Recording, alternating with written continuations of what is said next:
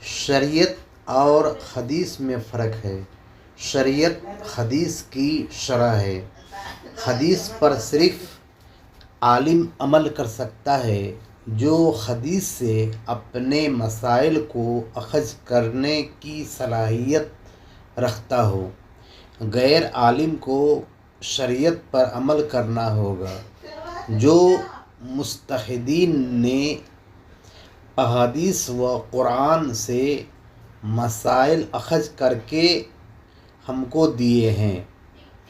شریعت کا دوسرا نام فقہ ہے۔ حدیث سے مسائل بیان کرنے کا حق صرف مجتہدین کو ہے۔ غیر مجتہد عالم کو بھی حق نہیں کہ وہ احادیث سے فتویٰ دے۔ اس کو فتویٰ شریعت سے دینا ہوگا۔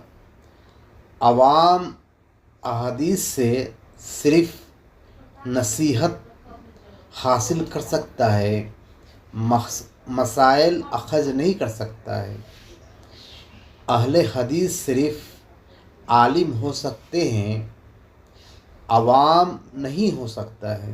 اگر عوام خود کو اہل حدیث کہتا ہے تو وہ چاہے کذاب ہے یا احمق۔